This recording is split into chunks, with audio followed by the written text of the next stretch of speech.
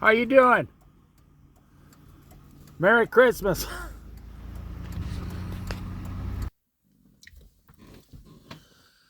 I'm down here at Driftwood Shores in Coos Bay. Thought I'd just take this opportunity to finish up chapter 5 in the book of Mark. Verse 21 is where we left off. Jesus heals a dead girl and heals a sick woman. You ever notice that's why Jesus came? To heal you, repair you, make you well again, remove the sin out of your life.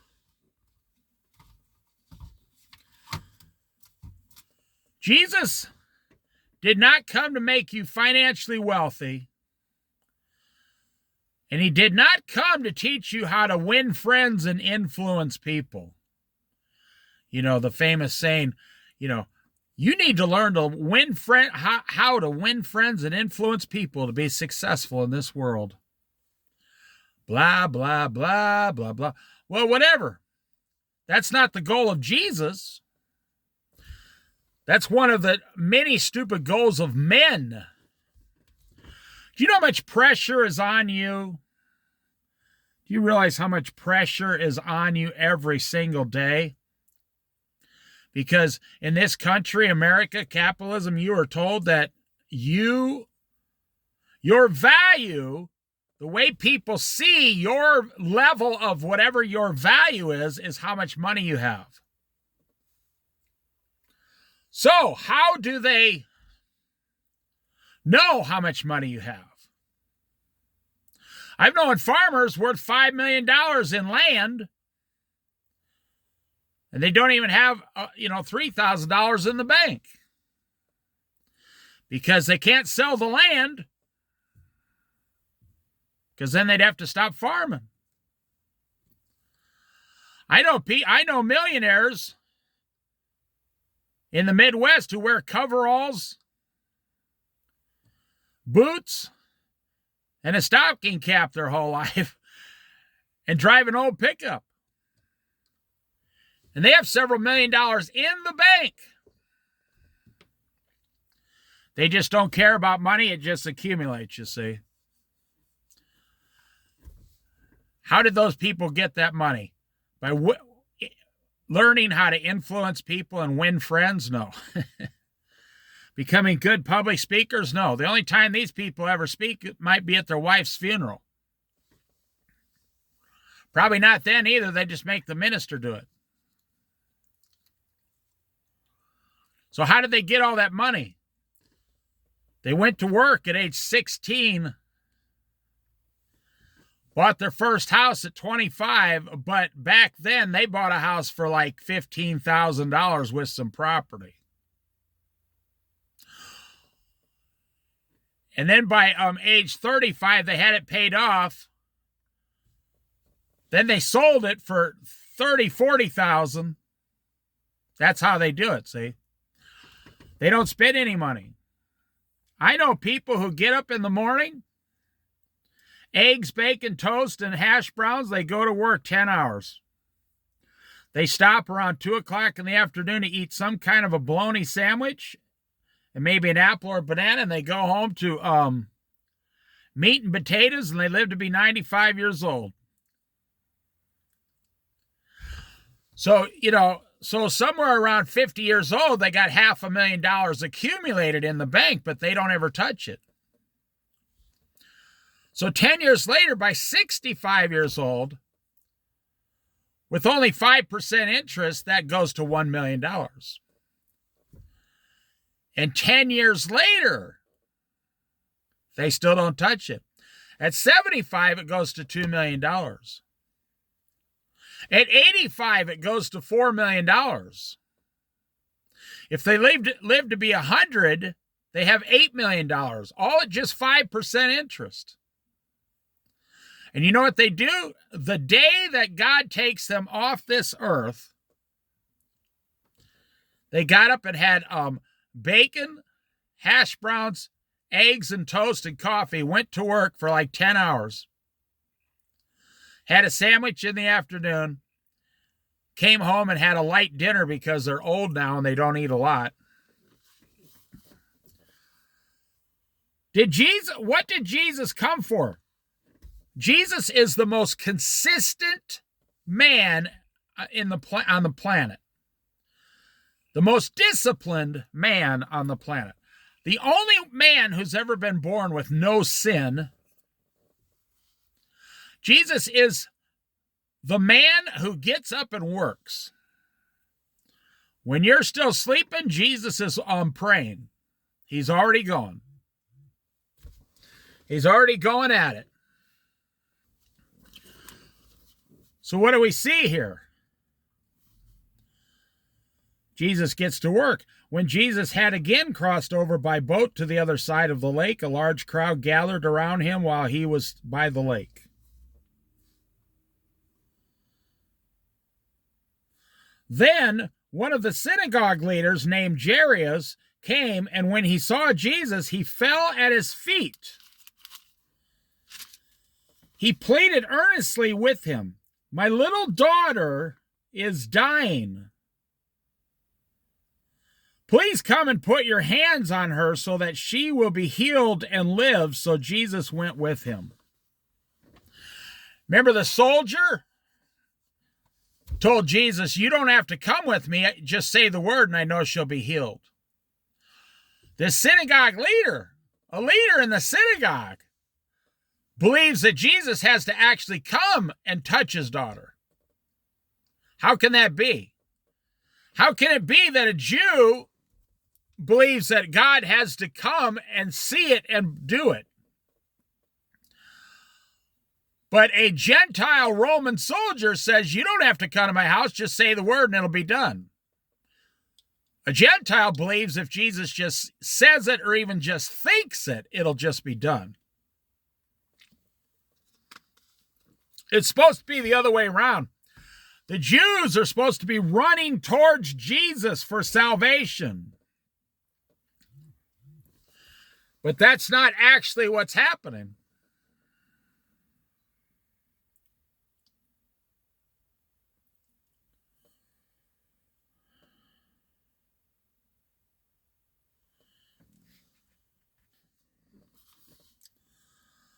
"My little daughter is dying. Please come and put your hands on her so that she will be healed and live." So Jesus went with him. A large crowd followed and pressed around Jesus. And a woman was there who had been subject to bleeding for 12 years. This was female bleeding. She couldn't stop bleeding for 12 years. Her time in the month never shut off. It just kept going all month. 12 years this woman had been suffering greatly. I want you to think about that. She had suffered a great deal under the care of many doctors and had spent all she had. That is too bad. That is so sad. Yet instead of getting better, she grew worse. That's because back then, doctors didn't know anything about females in these areas. They knew very, very little. I mean, today's society, doctors can do amazing things to people because of technology and basically just, hundreds of years of knowledge. Back then, you could imagine a doctor couldn't do hardly anything for you.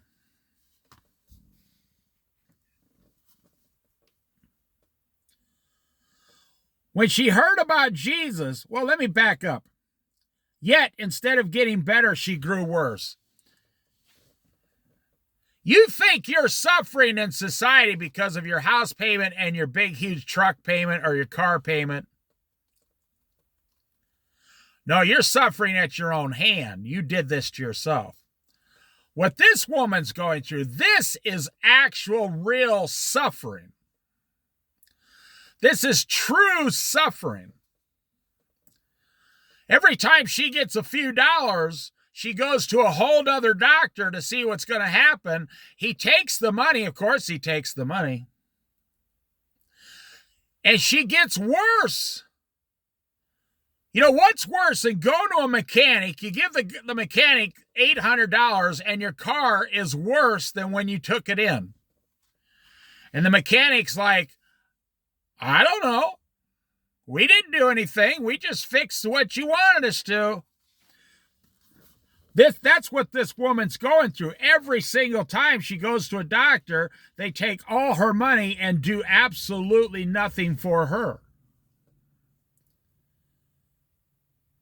I'm sure she's been in the synagogue many times praying and having the elders pray over her, and nothing was done. Now check this out.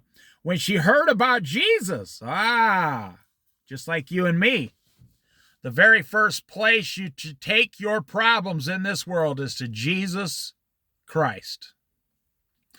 Number one, very first, Jesus. Go to Jesus. That should be your first step. Not, well, I'll try this and I'll try my own way and then I'll try a few things and I'll see if I don't want to bother God. That's a stupid excuse. And then I'll go to Jesus as like my last result. No. I don't care if you're buying groceries. You should be asking Jesus what to buy. I mean, I'm not trying to be over-religious here. I'm telling you, it's his money. He's the master.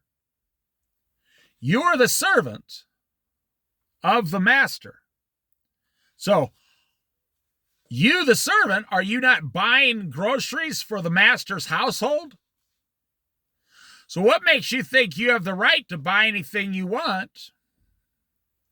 So you need to get your children on a healthy eating plan, telling them this is how it is. We don't eat candy and Hostess Ho-Hos or Twinkies for dinner. We eat healthy meat, vegetables, and fruits. I mean, what are they going to do? You're the only place they can get food.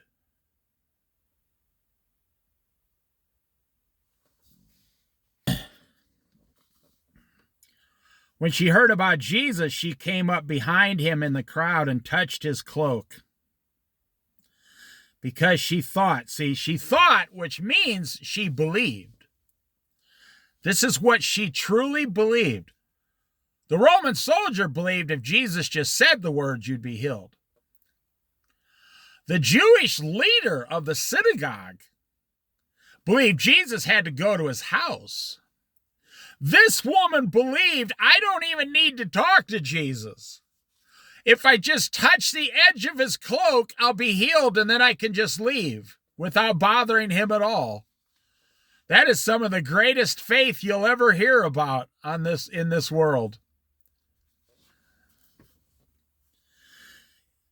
If I just touch his clothes, I will be healed. Do you believe that about Jesus today? Are you one of these Christians that hasn't spoken to Jesus in a while? You haven't had any miracles in a while? You're thinking to yourself, I wonder if Jesus can do this for me.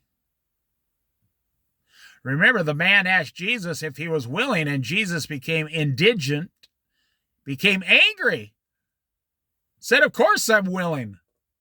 That's the whole purpose I'm here.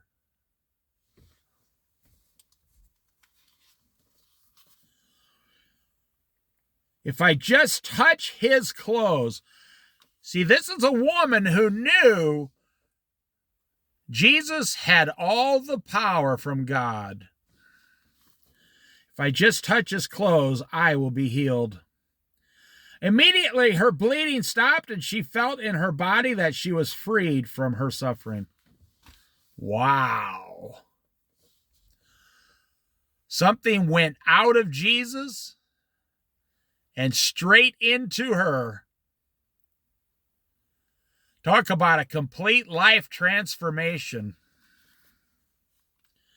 At once, Jesus realized that power had gone out from him. He knows. He knows. He turned around in the crowd and asked, who touched my clothes? He wasn't angry. He just wanted to know, who was it? Who was it? This woman just ran up, she snuck a healing out of him and started to take off. I find that so fascinating. If I could just sneak up to Jesus in the crowd, touch his clothes, and run away, I'll be healed. Wow, that is, oh man, that is fascinating. Astonishing. Is that the kind of belief, the kind of faith you have in Jesus? Not in yourself, in Jesus. She had no faith in Jesus. I'm sorry, she had no faith in herself. She had no faith in the doctors.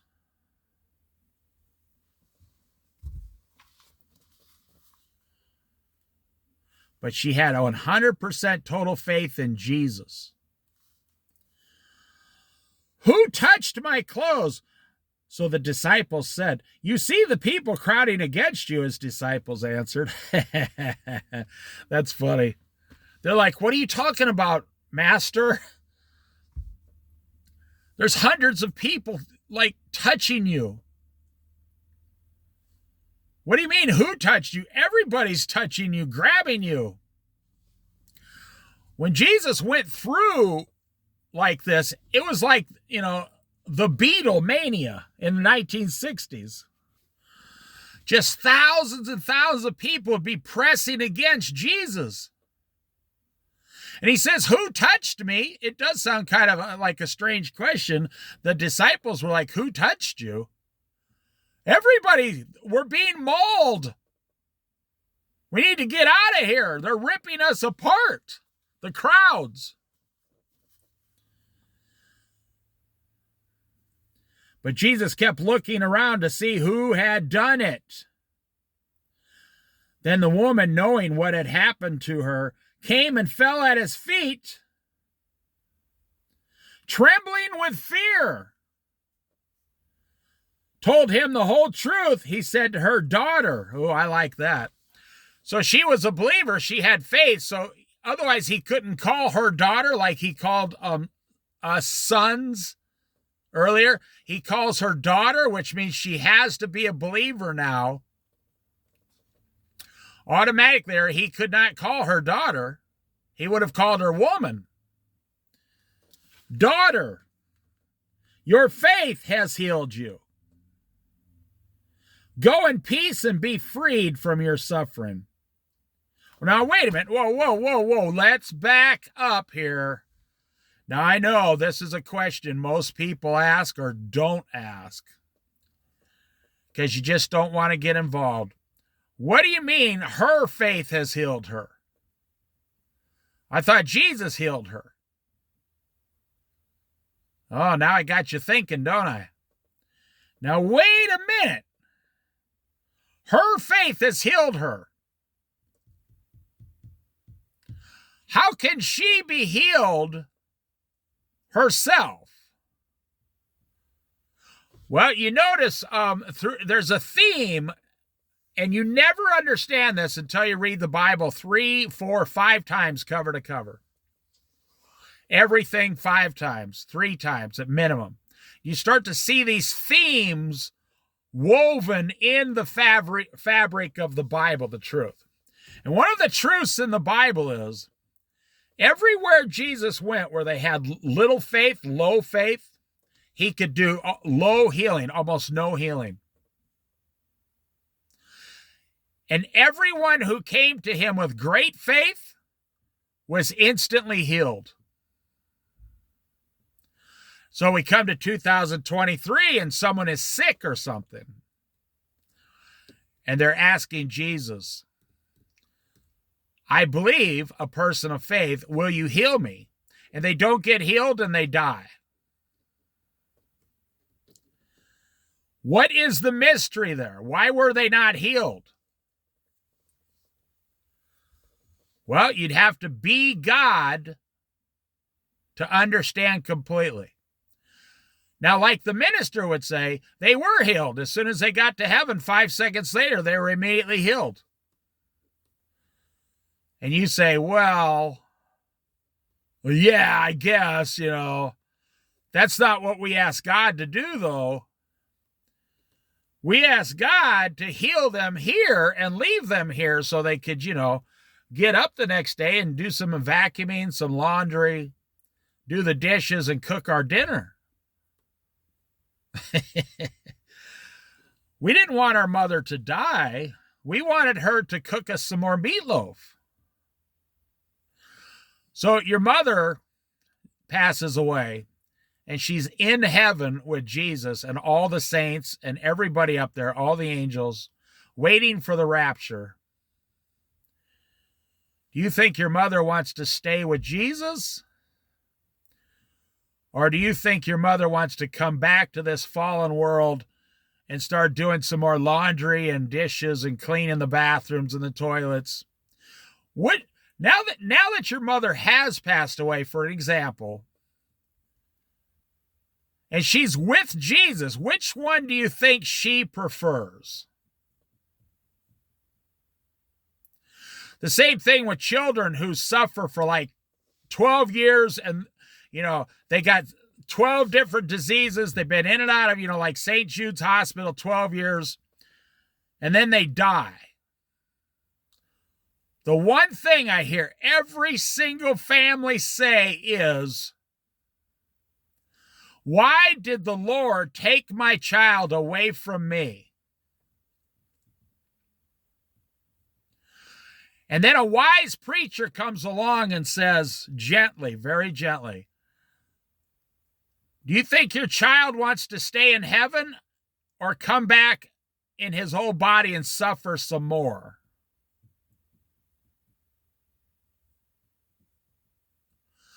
And every one of the parent, they say, well, if you look at it from that side, my child would rather stay in heaven in his perfect body.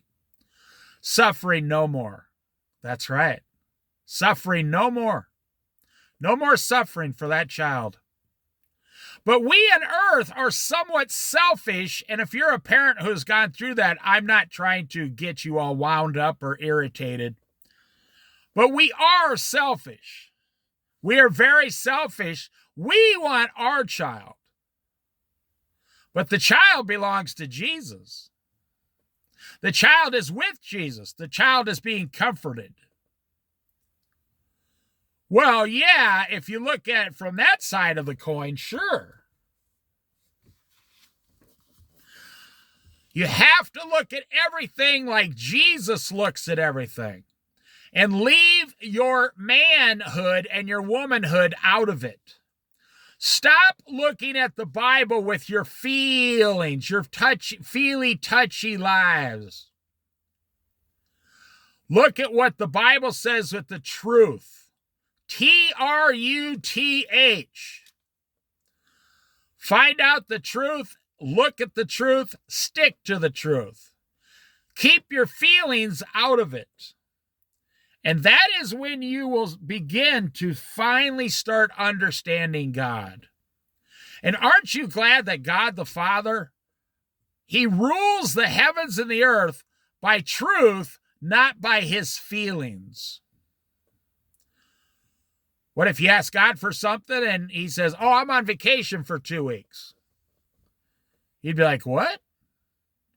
What do you mean God's on vacation? What if God said, I really don't feel like it today. I'm going to go home early and take the rest of the day off. You'd be like, what do you mean? No, you're God. You have to be there 24/7 whenever I need you. And God would say, you're right, because I'm God, I'm perfect, and I go by the truth. Now, then God could say to you, well, how come you're not available 24/7 whenever I call to you? Because you say, well, not right now, Lord, I got to watch football. See, this woman was not going by her feelings. She was going by, she knew. If I just touch his clothes, I will be healed instantly. And what does Jesus say? Daughter, your faith has healed you. Go in peace and be freed from your suffering.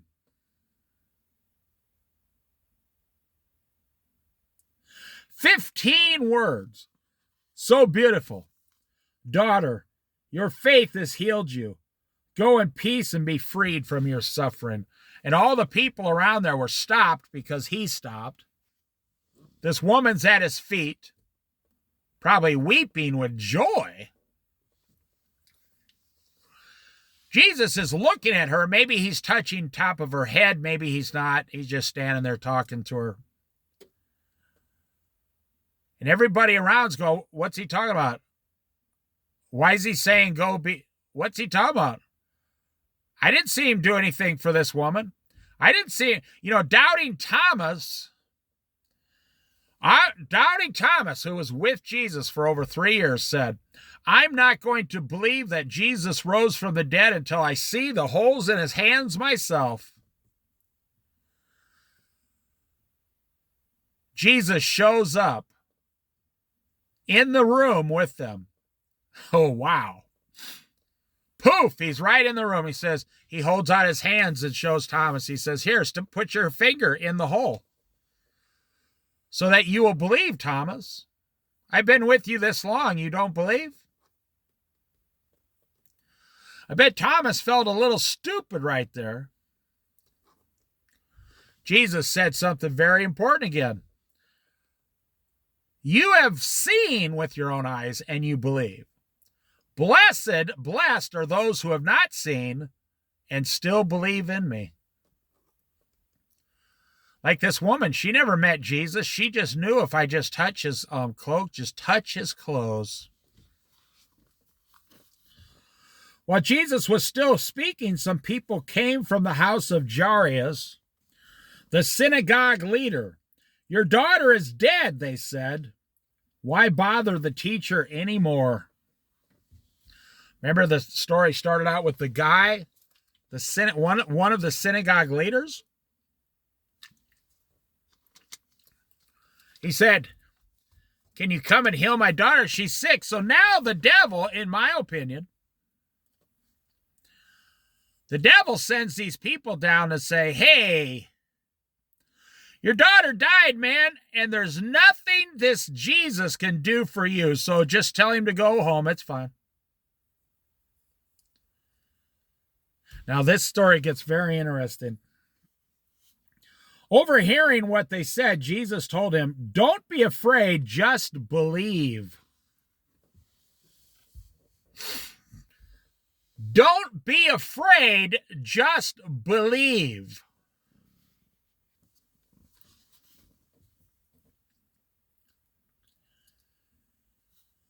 He did not let anyone follow him except Peter, James, and John, the brother of James. So now check this out. Jesus could tell people were starting to, I'm telling you, there's a mystery, a God-given mystery, that God only operates around believers and does not operate around non-believers. I'm telling you, I don't have the answer to it. I'm telling you that's how it works. Paul had like a thorn in his side. Well, it wasn't actually thorn. He had some kind of medical condition. He said, please take this away from me, Lord. But Jesus said, no, my grace is sufficient for you. Because of what Paul used to do, go around and kill Christians. So he's saying, I want you to suffer a little bit, Paul, because of what you did, in my opinion. I know a lot of people will disagree with that. But also he wanted Paul to suffer because it made Paul closer to Jesus.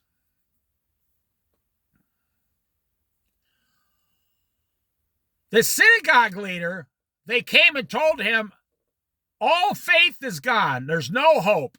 Your daughter died. Let's start preparing for the funeral. And you see, Jesus pushed those people away, pushed everyone away, except that those who were stronger in their faith around him. There is some kind of mystery that if you believe and do not doubt God's ability, with God all things are possible, then God comes in and miracles start happening.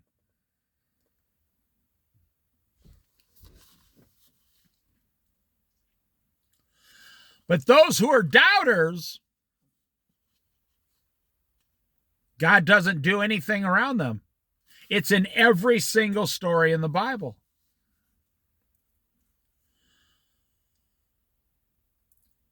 Overhearing what they said, Jesus told him, "Don't be afraid, just believe." I have this saying, when God shows up. I've had this saying my whole life, when God shows up, everything is fixed. The minute God shows up, everything is fixed and repaired and everything is okay. When God shows up, I've been in situations with people, they're doubters, doubting. Oh, blah, blah. Crybabies, just they don't believe God can do anything. And I say we should pray that God shows up. We should pray that God shows up. Now, I believe personally Jesus is always with me. He's with every believer, but most believers don't even realize that he is actually with you. Standing next to you, living inside of you, surrounding you, the full Godhead around you. You just don't believe it or understand it.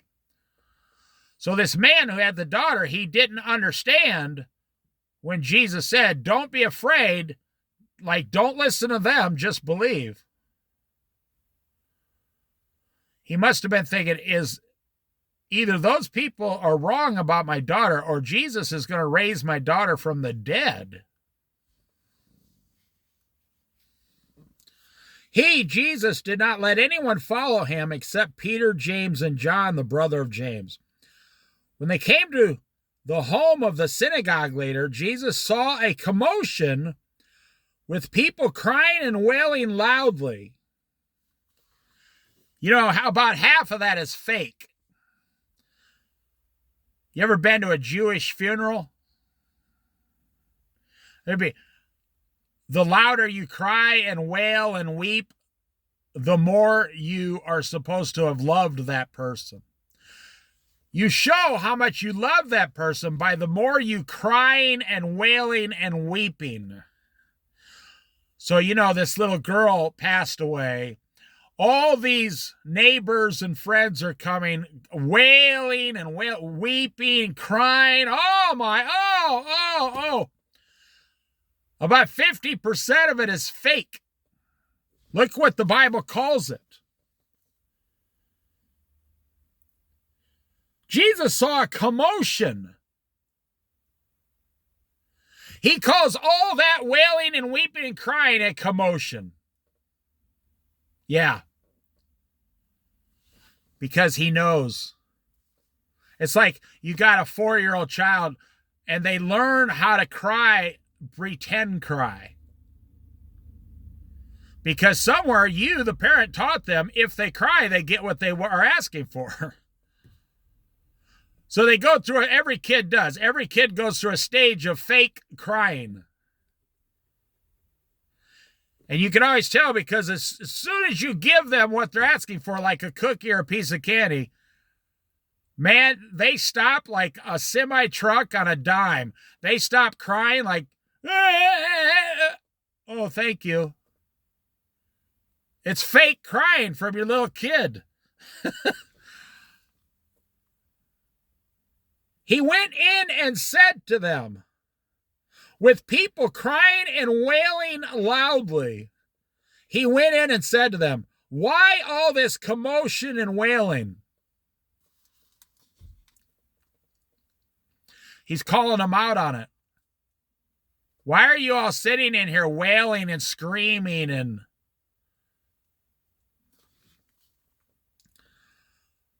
The child is not dead, but asleep. So now look at this. I want you to watch this. Most ministers never talk about this. They're wailing and crying and commotion, and Jesus says, she's not dead but asleep. 5 seconds later, but they all started laughing at him. Like your child, when you give them the cookie, they start laughing and smiling. Most people never put that together, that all these adults, oh my God,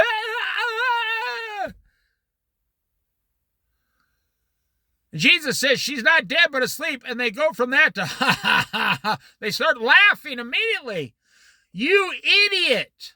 This guy isn't even smart enough to know when a person's dead. What kind of a Messiah is this? Now listen, the joke's about to be on those idiots. But they laughed at him. I just wanted you to see how quickly, all their, and I'm being very sarcastic here, all their really sincere crying just switched to laughing and laughter immediately. Making fun at Jesus. Because where does the human heart get more satisfaction? From crying or from condemning people and laughing at them? Like in grade school, we're always condemning the other kids, Why do we do that? Because we are sinners and it gives us pleasure. They're doing the same thing. They're condemning Jesus here. After he put them all out, he took the child's father. He put all of them out of the house. Get out of the house. Once again, here we are. I am not going to heal. I am not going to heal this child in front of all you types of people. All you laughing, crying, wailing, you condemning people, you crazy people, you unbelieving people. I am not going to heal this child in front of you. He wouldn't do it. But after Jesus put them all outside, he took the child's father and mother and the disciples who were with him and went in where the child was. He took her by the hand and said to her, Talitha koum, Talithakoum, which means, little girl, I say to you, get up. Immediately, the girl stood up and began to walk around. She was 12 years old. Now, right there, that is what the devil did not want to happen. The devil did not want Jesus to be successful there. This is one of the first times he raises someone from the dead. The devil did not want Jesus to raise this little girl from the dead in front of everyone.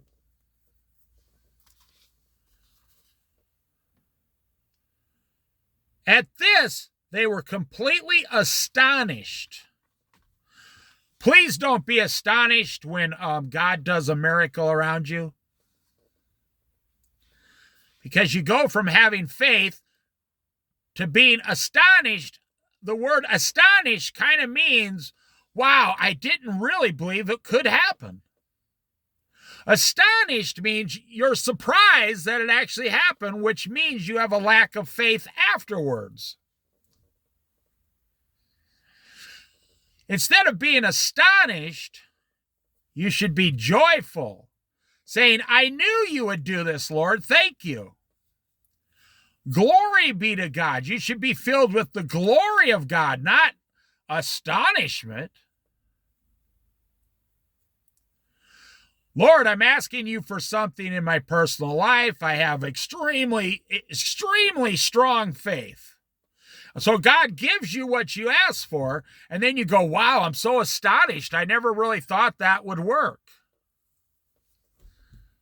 Now, some of you want to take astonished to mean thankful. That's not what it means. You should not be astonished at what God did. You should be full of joy and thankfulness saying, I knew you would do it, Lord. I knew you would do it. I knew you would do it if I just believed in you. And then give God glory. See, the devil is trying to get you to doubt before the miracle happens. So, that's not going to happen. Don't even pray for it, man. Don't ask God anything. In fact, stay away from God. You're already a Christian going to heaven. You don't need to talk to God ever again, the devil says. Why does the devil spend so much time trying to get you away from Jesus, the Lord Jesus? Have you ever heard the devil tell you, don't buy a house? You've never heard the devil tell you that. Have you ever heard the devil say, don't buy that $60,000 car? You have never heard the devil tell you to do that. Have you ever heard the devil tell you, don't use your credit card? The devil has never told anyone, don't use their credit card. Have you ever heard the devil say, don't become angry, just love your neighbor? You've never heard the devil say that. That's one way you can tell if God wants you to do something or the devil wants you to do something. If you're doing something and there's absolutely no opposition from the world to the thing you're doing, there's absolutely zero opposition. Maybe you're not doing the right thing. Maybe the devil is being quiet and saying, oh, just let them keep going. They'll destroy themselves eventually. Because once you financially destroy yourself, it takes 5 years to get out of that. And it destroys other areas of your life. At this, they were completely astonished. He gave them strict orders not to let anyone know about this and told them to give her something to eat. That's the end of chapter 5. And we're going to end with this. There's something miraculous that God only heals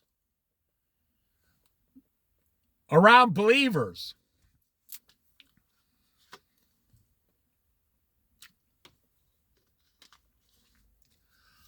I have personally never seen God heal around non-believers my entire life. I've never seen it. I've never seen God heal around non-believers. No. And I doubt you have either. I'll tell you a few quick stories about my mother. My mother was born and raised in Catholic school, in the 1930s and 40s. She got married in the late 50s,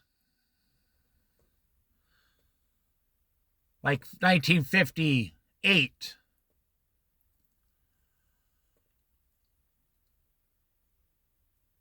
But my mother came to later on realize that Catholic churches aren't doing the right thing, see. But in my mother's life, she raised me in a vegetable garden on our farm. And as we would go along, she would say, if you have faith as small as a mustard seed, you can do anything, David, with Jesus. I didn't understand it. I understood it later in life, like when I became like 20 years old. One time, all these are true stories. One time my dad had a chimney and he had this pipe wrench. And it was a pipe wrench and it was about 2.5 foot long, right? And at the chimney, in the back of the chimney, there was this hole, a sluice, for airflow, things like that. And we had it attached to a wood stove. And my dad used to tie a rope around this big, huge pipe wrench and go to the top of the roof and put the pipe wrench up and down the chimney, the brick chimney, to knock all the soot from the year before out of the chimney, to clean it. And one year, he didn't get a good enough knot on there. The rope slipped off, and his very expensive pipe wrench, which cost $45 back then, in like 1965, he had this $40 pipe wrench. In 1975, 1975, $40 was a lot of money. Yeah. That's back when a $20 bill could get you a lot of stuff. That's back when a $5 bill still meant something. You could technically eat for $1 a day if you wanted to. So the wrench goes, boom, down. Oh, so my dad opens up, like the,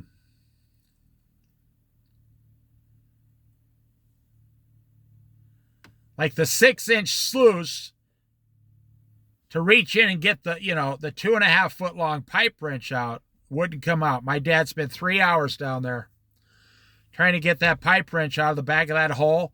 Every angle. My dad was a mechanic. My dad built his own house from the ground floor up, everything. My dad was a man's man. I mean, to get the wrench out, he would have tore a big hole in the chimney or just left the wrench there. But my dad tried for 3 hours, probably 2.5 hours. He couldn't get that wrench out. He come on upstairs a cussing. He was cussing up a storm. He just lost his best wrench. I wasn't home at the time. I was like 13 years old.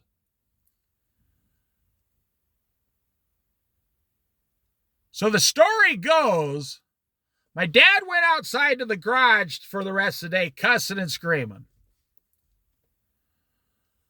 He comes back in the house for dinner, and the wrench was sitting on the kitchen table, washed and clean, and sitting on a towel.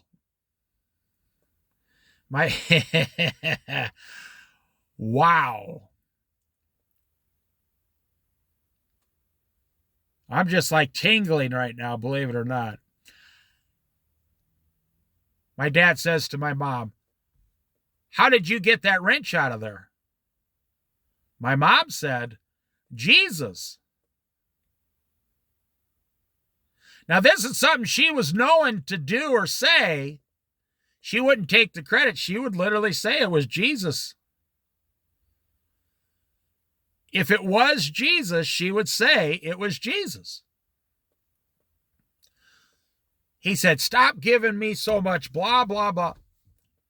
He said, "Woman, tell me. I spent 3 hours down there. I want you to tell me how you got that wrench out of there. What angle or something did you use? How did you?" She said, "I'm telling you, I prayed and Jesus got it out for me." Now, I know because my dad was the one who told me the story. About a week later, I says to my mother, "So just curious, how'd you get the wrench out?" My mother said, "Jesus." She said, "I'm telling you, that's all I'm going to tell anyone. Jesus gave it to me." Now, to this day, do I think Jesus miraculously took the wrench out? No, probably not. I don't know. See, that's the thing. Nobody knows. This made my dad somewhat fear my mother, because he knew my mother had a protector, Jesus. Now, my dad, he was a great dad. He was a great husband. They were married 39 years before my mother passed away. So my younger brother was going to be born when my mother was 39 years old. Now, back then, I was 10 years old. This was in 1972. 40-year-old women did not have babies. Even the doctor said this is going to be a difficult birth because you're so old and you're past your childbearing years. She had to take like 3 months off work and bed rest. And she sat up one day, came upstairs and talked to me. I was 10 years old. She said, Jesus just spoke to me. I'm 10 years old. This is how I was raised. I said, what do you mean? She said, I was down there. I'd taken a nap and resting like the doctor told me.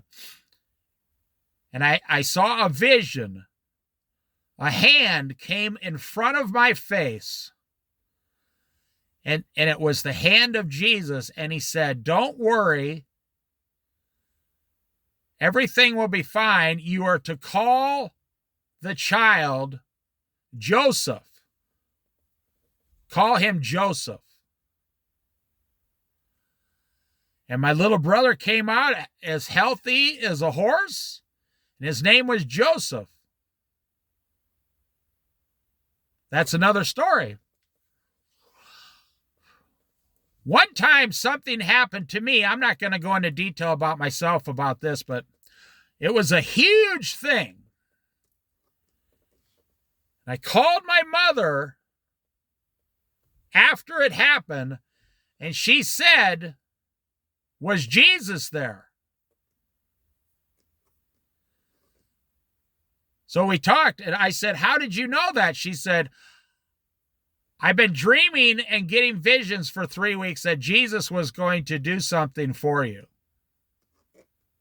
We never even lived in the same state. So when my mother was dying of cancer at age 59 years old,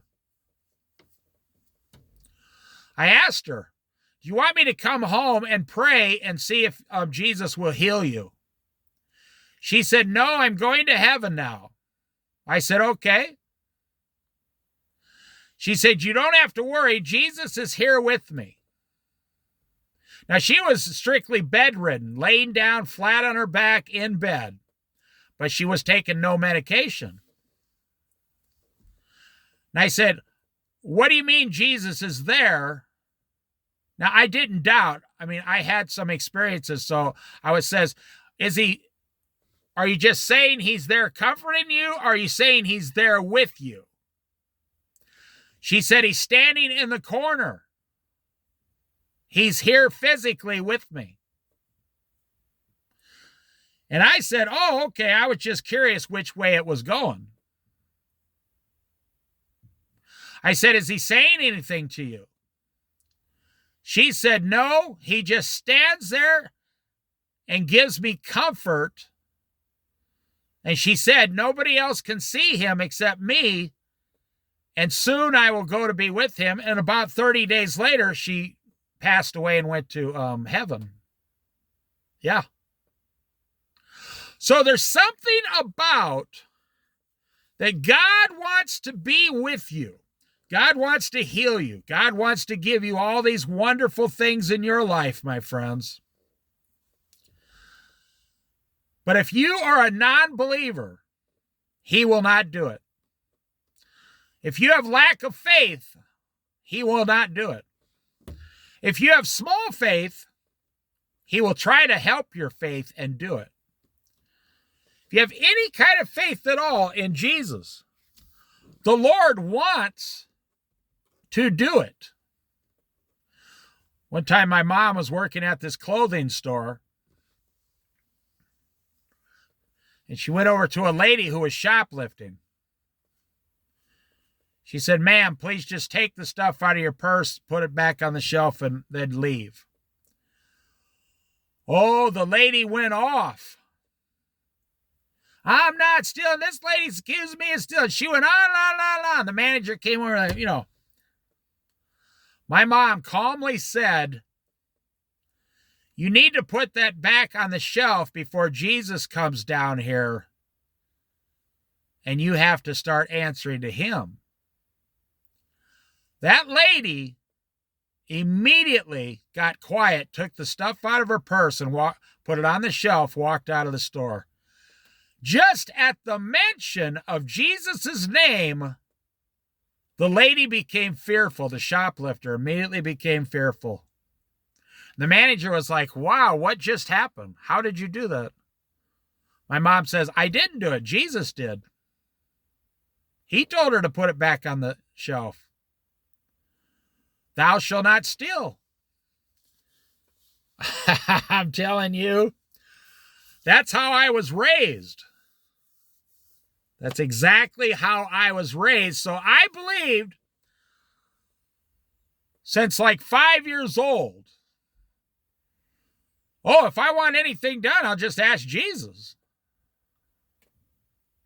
So when Jesus told me, leave Iowa and move to Colorado, I never doubted. I didn't know how it was going to happen. I had no money. I went home, told my wife, I said, Jesus says we're leaving in 6 months. My wife said, great, awesome. Colorado, that sounds great. My wife just knows Jesus will take care of it immediately. But the point I want to make, I was just using these things as examples. We can only use our own experiences as examples.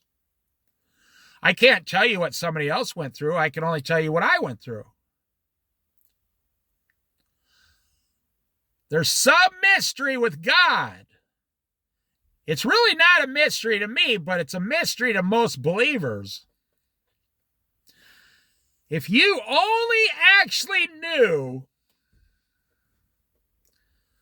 what God actually wants to give you, and that you are only receiving about 10% of what he actually wants you to have on this earth. Because the average American Christian keeps pushing back against Jesus, pushing back against the Lord, away from the Lord. You don't think so? When you sit down and watch TV, you are saying to the Lord, I'm tired. I'm going to sit here and watch some TV. My faith is getting low. I'm going to sit here and relax and just zone out of reality. When you are saying to Jesus, or your family, hey, it's Sunday afternoon. Who wants to study the Bible with me? You are strengthening your faith. You're making your faith stronger. Everything is becoming stronger in your life.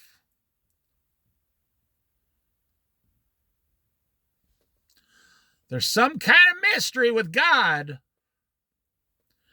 And it's throughout the entire Matthew, Mark, Luke, and John that only believers are receivers. Only believers are receivers. Only those who believe in Jesus Christ as their Lord and Savior receive an abundant things from God the Father. Yes.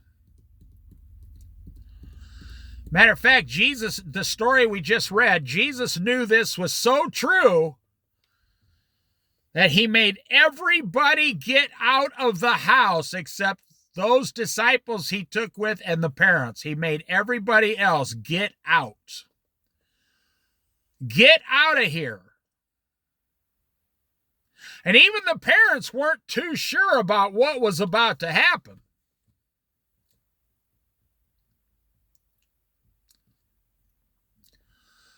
So if you want to examine something,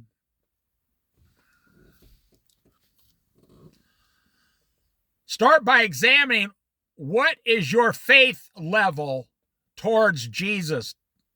What is your faith level, and what is your faith level towards your daily living? How are you daily living your life? You can always tell a person a strong faith in God, not themselves, a strong faith in God by the way they live, what they drive, where they live, the simplicity of their lives. Like I said, I know multimillionaires who don't buy anything except 3 meals a day, and they don't buy anything. They just drive an old truck. They have faith in Jesus Christ. And they give the church, $1 million.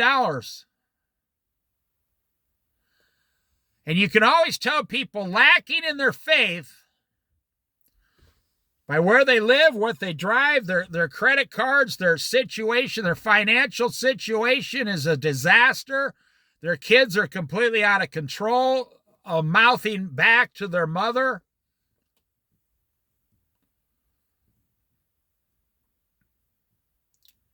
Yeah, you can tell because these people, you can tell that God is not lifting them up. They are trying to self-lift themselves up. God is not the one lifting them up. They are trying to lift themselves up. I'll look better with a good house. I'll look better with all this stuff in my house when people come over for Thanksgiving or Christmas.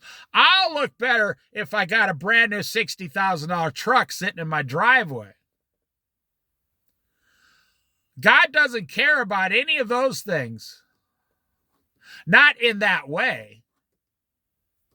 Oh, he'll give you a place to live, clothes, air to breathe, food. See, these things are so small and insignificant in God's world. See, in other words, with God, those things are so abundant that you never, ever have to worry about them. But on earth, you have to work 40, 50, 60 hours a week just to get those things. So all you do is spend your entire life worrying about them. That is living a life with no faith. Faith is not really saying, well, I know God will, the sun will come up tomorrow. That's not really faith. Faith is saying, I'm going to live exactly like Jesus to the closest of my ability and my own choices. I'm going to live exactly like Jesus. And then we find out what kind of faith you have. But the funny thing is, and I'll end right here. The funny thing is, when you do that, you live a nice long life because the Old Testament almost guarantees it. You live a nice long life.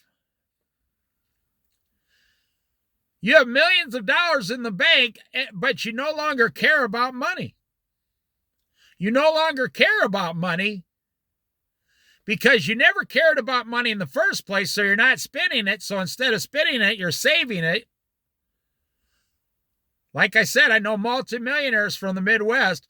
They don't have investments. They've never put a dime into the stock market. Their money sits in the bank. $4, $5, $6 million, $7 million.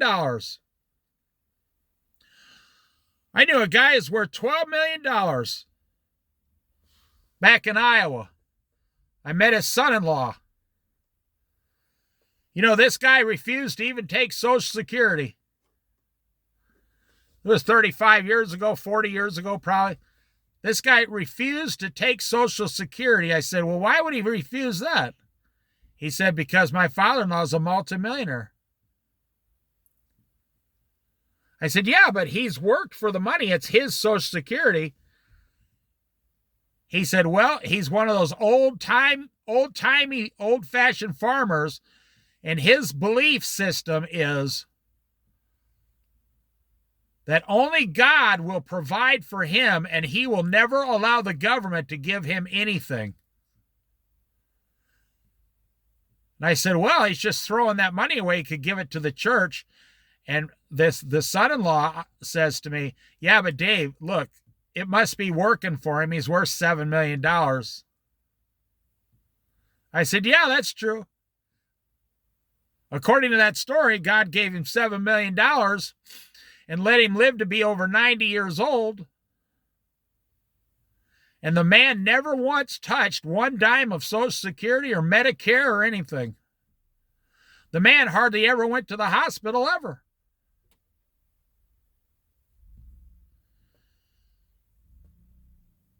You can tell who's living by faith, but, if you think, well, I'm living by faith because, I need $6,000 a month to live, and I know the Lord will give me $6,000 every month to live. That's not living by faith. That's living by gluttony and greed.